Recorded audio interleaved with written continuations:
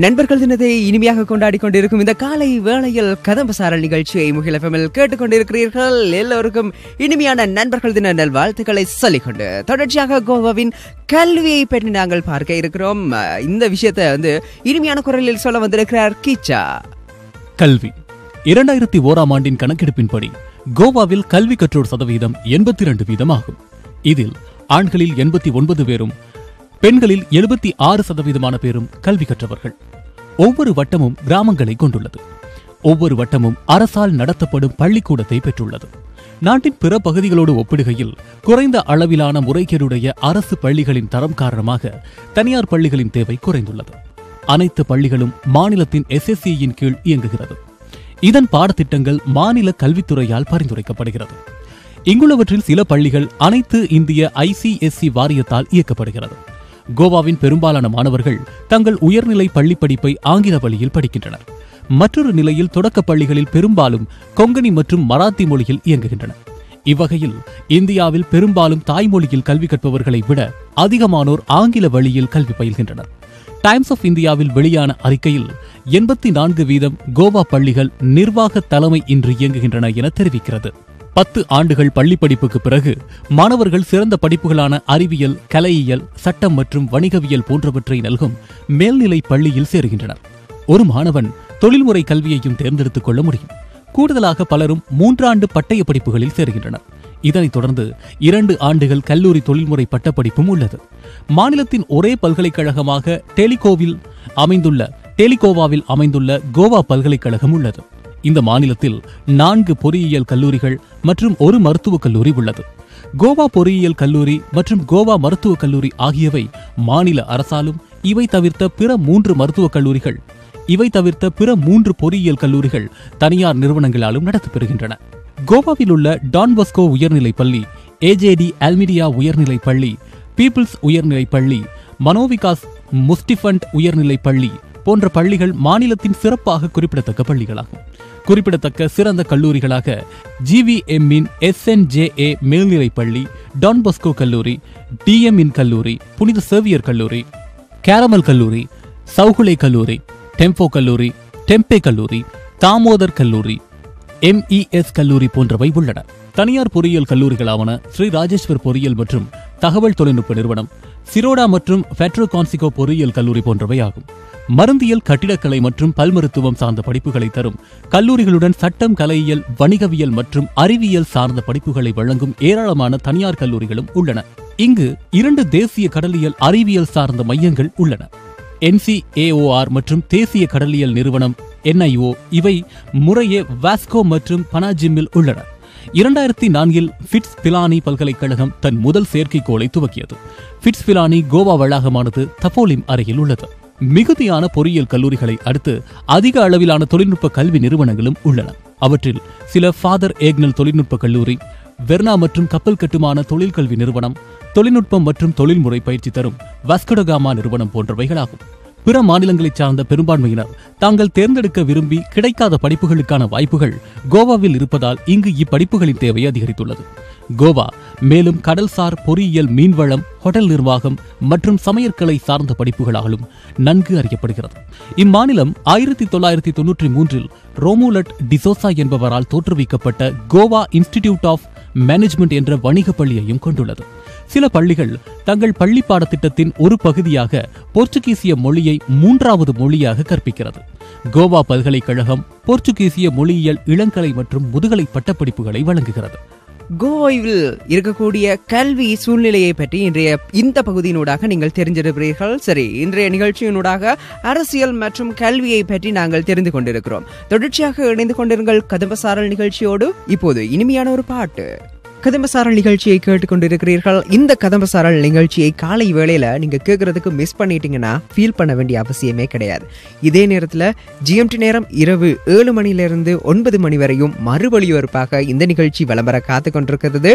அதனால நீங்க மிஸ் பண்ணிட்டோமே அப்படின்னு ரொம்ப ஃபீல் எல்லாம் பண்ணாதீங்க. இந்த டைம்ல மிஸ் பண்ணவங்க இரவு நேரங்களில் கேட்டு மகிழுங்க. முகில் எஃப்எம்மில் கதம்பசாரலை கேட்டுக்கொண்டிருக்கிறீர்கள். கதம்பசாரல் நிகழ்ச்சியில் நாங்கள் இப்போது இணைந்திருக்கக்கூடிய பகுதி உண்ண மறந்த உணவு. இந்த பகுதியில இன்றைக்கு நாங்க என்ன சாப்பாடு செய்ய போறோம், என்ன ரெசிபி அப்படின்ட்டு எதிர்பார்த்து காத்து கொண்டு இருக்கிறீங்க. அந்த வகையில நிறைய உணவு வகைகளை நாங்க உங்களுக்கு சொல்லி தந்து கொண்டிருக்கிறோம். நீங்களும் செய்து தெரிந்து கொண்டிருக்கிறீர்கள், பல பேருக்கு அறியப்படுத்தி கொண்டிருக்கிறீர்கள். ரொம்ப சந்தோஷம். சரி, இந்த நேரத்துல வாழைக்காய் அப்படின்றது உடலுக்கு மிகவும் நல்ல ஒரு உணவு. இந்த வாழைக்காய் நிறைய பேர் சாப்பிடுவதனால பார்த்தீங்க அப்படின்னா வாய்வு தொல்லை ஏற்படுது அப்படின்ற ஒரு மைனஸ் பாயிண்ட் ஒன்று இருக்குது. இருந்தாலும் எண்ணற்ற சத்துக்கள் நிறைந்திருப்பதனால அவற்றை உணவில் கண்டிப்பாக சேர்த்துக்கொள்வது அவசியம் அப்படின்னு சொல்லி கொண்டிருக்கும். இந்த நேரத்தில் அதை எப்படி வாய்வு தொல்லை இல்லாமல் நம்ம சேர்த்துக்கொள்றது அப்படின்னு யோசிக்கும் போது ஒரு நிறைய ஐடியாக்கள் எல்லாம் வந்து கொண்டே இருக்கும். அந்த வகையில் போதுமான அளவு பெருங்காயத்தூள் சேர்த்து கொண்டால் அந்த வாய்வு தொல்லையிலிருந்து நாங்கள் தப்பலாம். அதே நேரத்தில் சத்து நிறைந்த அந்த வாழைக்காயை நாங்கள் சாப்பிடலாம். ஸோ இன்றைக்கு நாங்கள் வாழைக்காய் பற்றி தான் இன்றைக்கு ஒரு சூப்பரான ரெசிபி சொல்ல போகிறோம் அப்படின்றத நீங்கள் புரிஞ்சிருப்பீங்க. வாழைக்காய் பெப்பர் சாப்ஸ், இதைத்தான் இன்றைக்கு நாங்கள் ரெசிபியில் உங்களுக்காக நாங்கள் சொல்லித்தர இருக்கிறோம். ரெசிபி செய்கிறதுக்கு உங்களுக்கு என்னென்ன பொருட்கள் தேவைப்படுது அப்படின்னா, ஒரு வாழைக்காய் தேவைப்படுகிறது, மஞ்சள் தூள் ஒரு சிட்டிகை இருந்தால் போதுமானது, மிளகாய் தூள் ஒரு 1/2 டீஸ்பூன், உப்பு தேவையான அளவு, எண்ணெய் 1 டேபிள் ஸ்பூன், கடுகு 1 ஸ்பூன், அது மட்டும் இல்லாமல் பெருங்காயத்தூள் 1 சிட்டிகை, கறிவேப்பிலை சிறிது. அரைப்பதற்கும் சில பொருட்கள் தேவைப்படுகிறது. அது என்னென்ன அப்படின்னு பார்த்தீங்கன்னா, தேங்காய் 2 டீஸ்பூன் போதுமானது, இஞ்சி 1/2 டீஸ்பூன் போடும்போது, அதே நேரத்தில் பூண்டு இதில் ஒரு 5 இருந்து 6 பல் எடுத்து வச்சா போதுமானது. மிளகு 3 இருந்து ஒரு 4 டீஸ்பூன் எடுத்து வைங்க. இந்த பொருட்கள் எல்லாமே இந்த வாழைக்காய் பெப்பர் சாப்ஸை நாங்கள் ரெடி பண்ணுறதுக்கு செய்முறைக்குள்ளே வந்துடலாம். முதல்ல வாழைக்காயை தோலை நல்லா நீக்கிட்டு அதனை நீளமாக வெட்டி கொள்ள வேண்டும். அதுக்கு பிறகு என்ன செய்யணும்னா, ஒரு பாத்திரத்தில் போதுமான அளவு தண்ணி ஊற்றி அதற்குள்ள வாழைக்காய்கள் எல்லாத்தையும் போட்டு கொஞ்சம் பாதி வேகிற அளவு எடுத்துக்கொண்டு வேக வச்சிடணும். இதுக்கு பிறகு அந்த வெந்த வாழைக்காயை ஒரு பாத்திரத்தில் எடுத்து வச்சுட்டு உப்பு, மிளகாய் தூள், மஞ்சள் தூள் சேர்த்து கிட்டத்தட்ட எல்லாத்தையும் நல்லா மிக்ஸ் பண்ணுற மாதிரி மிக்ஸ் பண்ணிட்டு ஒரு 15 இருந்து 20 நிமிஷங்கள் நீங்க ஊற வைக்கணும். ஊற வச்சா தான் அந்த வாழைக்காய், வெந்த வாழைக்காயில இந்த பொடிகள் எல்லாம் சேர்ந்து ஒரு இனிமையான சுவையை உண்டு பண்ணக்கூடிய ஒரு வாய்ப்பு கிடைக்கும். அது மட்டும் இல்லாம அதுக்கு பிறகு நாங்க அரைக்கக்கூடிய பகுதிக்கு வந்துடலாம்னு நினைக்கிறேன். முந்தி காலத்துல எல்லாம் பாத்தீங்க அப்படின்னா அம்மி இருக்கும், அரைக்கிறதுக்கு குறைஞ்சது 1/2 மணி நேரம் ஆகும். ஆனா இன்றைக்கு பாத்தீங்க அப்படின்னா ஒரு சுற்ற தட்டினோம் அப்படின்னா எல்லா வேலையுமே 5 நிமிஷத்துல முடிஞ்சு போச்சு. ஸோ ரொம்பவும் சிக்கனமா இருக்கக்கூடிய காலத்துல அரைப்பது ரொம்பவும் செலவுமாயிருச்சு. இந்த நேரத்துல மிக்சியில நீங்க சிறிது தண்ணி எடுத்துக்கொண்டு, அது மட்டும் இல்லாமல் தேங்காய், இஞ்சி, பூண்டு, மிளகு இவற்றை எல்லாத்தையும் போட்டு ஒரு அடியை வச்சுக்கோங்க. அதுக்கு பிறகு இவற்றை எல்லாத்தையும் ஒரு பாத்திரத்துல கொட்டி அதுல எண்ணெயை ஊற்றி கொஞ்ச நேரம் பார்த்துங்க அப்படின்னா அப்படியே போட்டு அப்படியே வதக்கி எடுக்க வேண்டும். கடைசி நேரத்தில் பார்த்தீங்கன்னா கடுகு, பெருங்காயத்தூள், இது மட்டும் இல்லாமல் கறிவேப்பிலை இவற்றை எல்லாத்தையும் சேர்த்து தாளித்து அதில் ஏற்கனவே நம்ம பார்த்தீங்க அப்படின்னா 15 நிமிடங்கள் பார்த்தீங்கன்னா அந்த ஊற வச்சிருக்கக்கூடிய அந்த வாழைக்காயை இந்த பொருட்களோடு சேர்த்து ஒரு 3 இருந்து 5 நிமிடங்கள் வரையும் நீங்க பிரட்டி எடுத்தீங்க அப்படின்னா ஒரு சூப்பரான வாழைக்காய் பெப்பர் சாப்ஸ் ரெடி ஆயிருச்சு. இதை நீங்க பரிமாறதுக்கு முன்பாக மேல உங்களுக்கு பிடித்தமான அளவு புதினா போடலாம், அதே நேரத்தில் மல்லித்தலை போடலாம், அதே நேரத்தில் தேவையான அளவு உப்பை சேர்த்து நீங்க சுவையான ஒரு வாழைக்காய் பெப்பர் சாப்ஸை ரெடி பண்ண மகிழ்ச்சியோடு இன்றைய நிகழ்ச்சியோடு இணைந்து கொண்டிருக்கிறீங்க. இது உங்களுக்கு பிடிச்சிருந்துச்சு அப்படின்னா தொடர்ச்சியா உங்களுடைய கருத்துக்களை எங்களோடு பரிமாறிக்கொள்ளவும். சரி, இன்றைய நிகழ்ச்சியில இனிமையான ஒரு விஷயத்தை தெரிஞ்சு கொண்ட சந்தோஷத்துல தொடர்ச்சியாக இணைந்து கொள்ளலாம். கதம்பசாரல் நிகழ்ச்சியோடு வாரம் ஒரு பிரபலம். இந்த பகுதியில நாங்க உலகில் விண்வெளியில முதல்ல நடந்த மனிதரும் 17வது விண்வெளி வீரருமான ரஷ்ய விமானப்படை பைலட்டுமான அலெக்ஸ் லியோஸ் இவரை பற்றி தான் பல விடயங்களை சுவாரஸ்யமாக இந்த பகுதியினூடாக தெரிந்து கொள்ள இருக்கிறோம். இந்த பகுதிக்கு தன்னுடைய இனிய குரல் மூலமாக ஒளிரூட்டம் செய்திருக்கிறார் ராபர்ட். அலெக்சி லியோனோவ் சைபீரியாவில் ஆல்தை என்ற பகுதியில் லிஸ்திவியான்கா என்ற ஊரில் பிறந்தார். 1934ஆம் ஆண்டு சிறு வயதிலே கலைகள் மற்றும் விமானம் ஓட்டுவதில் ஆர்வம் காட்டினார். ரீகா என்ற இடத்தில் Soviet air force academy of arts என்ற கல்வி நிறுவனத்தில் இளங்கலை பட்டமும் பெற்றார். அதன் பிறகு பைலட்டுகளுக்காக தனியார் பயிற்சி பள்ளியிலும் பயின்றார். விளையாட்டிலும் ஆர்வம் கொண்டிருந்தார்.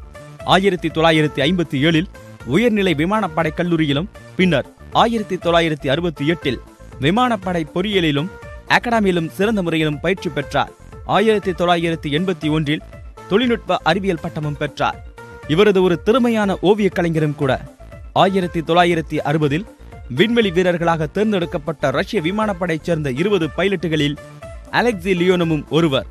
விண்வெளியில் நடப்பது எளிதான காரியமல்ல. கால் பாதத்தை தாங்கும் தளம் அங்கு கிடையாது. ஓஸ்னாட் 2 என்ற விண்கலம் விண்வெளிக்கு ஏவப்பட்டது.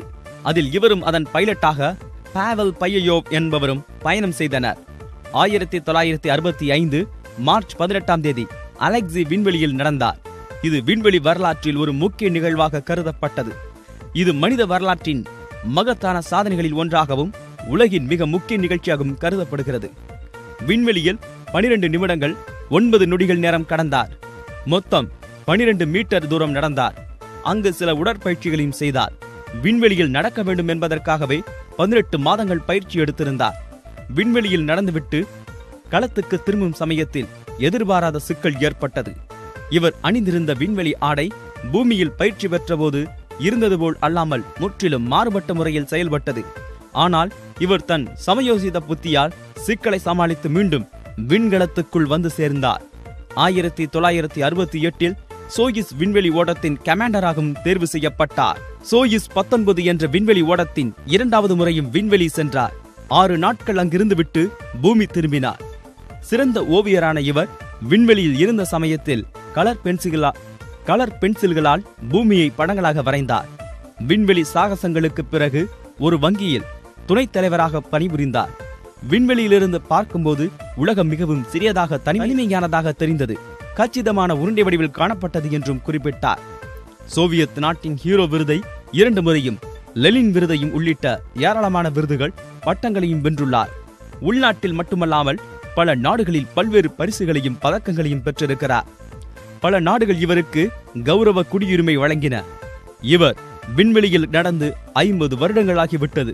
தற்போது 80 வயதை கடந்துவிட்ட போதும் இன்றும் அதே மிடுக்குடன் தனது பதக்கங்களை அணிந்தவாறுதான் காணப்படுகின்றார். விண்வெளியில் 12 நிமிடங்கள் 9 வினாடிகள் நடந்து, அது மட்டுமில்லாமல் 12 மீட்டர் தூரம் நடந்த உலகில் விண்வெளியில் நடந்த முதல் வீரரும் 17வது விண்வெளி வீரருமான ரஷ்ய விமானப்படை பைலட்டான அலெக்ஸ் லினினோவ் அவரை பற்றிய பல விடயங்களை நாங்கள் இந்த பகுதியினூடாக தெரிந்து கொண்டிருந்தோம். சரி, இந்த மாதிரி உங்களுக்காக பல பகுதிகளை தாங்கி வந்து கொண்டிருக்கிறது கதம்ப சாரல் நிகழ்ச்சி.